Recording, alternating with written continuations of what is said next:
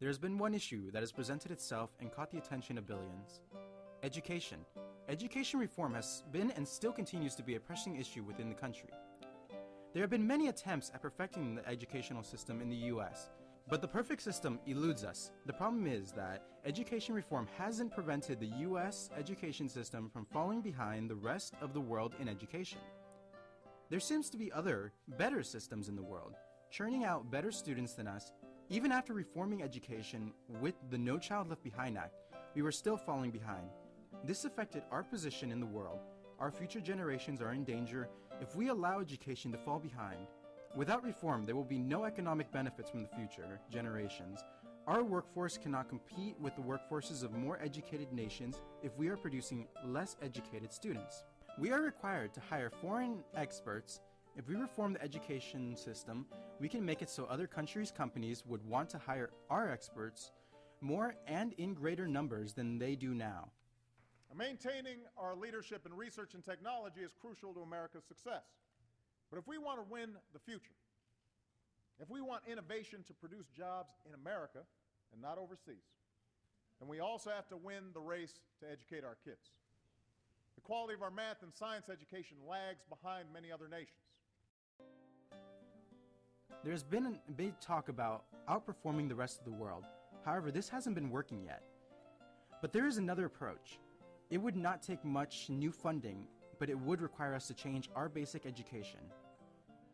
We need to look at the education system of countries that are producing more educated students, like Japan and Taiwan, and improve upon that system. We interviewed members of the community for their input. I feel like when we teach our students, there's a lot of parts that we're forgetting that really aren't tested, and there's a lot of skills that students are learning that aren't relevant in the standards. So collaboration is actually really important, and it's not tested as much as it nearly should be. By having a higher income across the board throughout the states, I think that would draw more people into the profession. It'll be great. It would be maybe more competition for positions. You're gonna have higher standards for those teachers. So I just feel that teachers, our education system today, teachers are working so hard to get our kids up to grade level standards.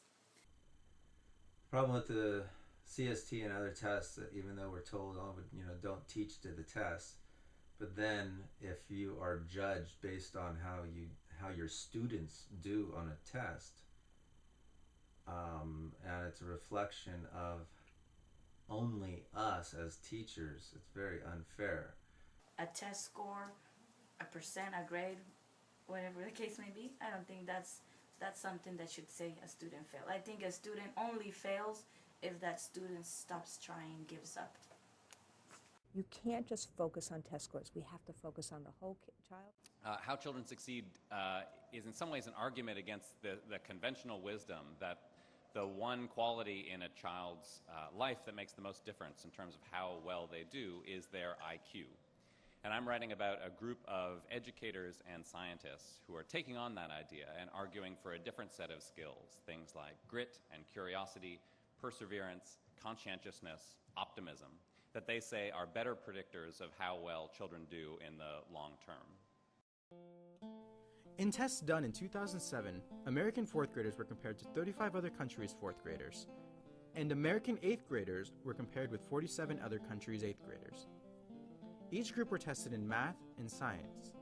In math, American 4th graders were outperformed by 8 countries: Taiwan, England, Hong Kong, SAR, Japan, Kazakhstan, Latvia, Russia, and Singapore. Similarly, in science, our 4th graders were beaten by 4 other countries: Taiwan, Hong Kong, SAR, Japan, and Singapore. Our 8th graders were in a similar case. In math, 5 countries outperformed ours: Taiwan, Hong Kong, SAR, Japan, South Korea, and Singapore. And in science, 9 countries outperformed us: Taiwan, the Czech Republic, England, Hungary, Japan, South Korea, Russia, Slovenia, and Singapore. In 2009, we found to be 25th in mathematics. As one can see, we are slipping. in order to stay competitive, we must do something other than what we are doing now. It is not that students in these countries are smarter than our students. It is that they are trained to work harder. A test was done where Japanese and American first grade students were given an impossible math problem. The American students gave up after an average of less than 30 seconds. The Japanese students worked and struggled until they were stopped an hour later. We interviewed a Taiwanese college student about the similar education system of Taiwan. When I started learning English, about like when I was 5 or 4 years old, yeah, that's around it. They will send us to like cram school, that's like school after school, where there's teachers there and like they'll help us to study, or they'll make a study guide and give us tests, and like you know how in the movies are sensei, and we respect them. And yeah.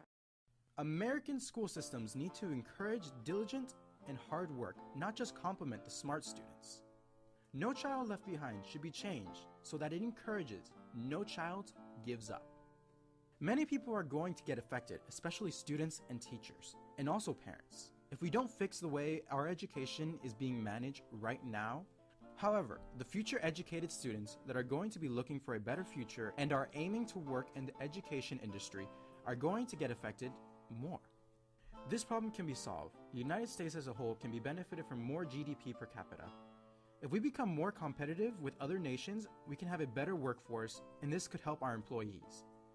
We ask you, Mr. President, to create a better education system that would compete with the rest of the world and become one of the best. So please, Mr. President, in your effort and race to the top and revising No Child Left Behind, keep in mind to revise it so that American students not only will meet standards, but that their work ethic, creativity, and critical thinking are competitive enough to challenge the world.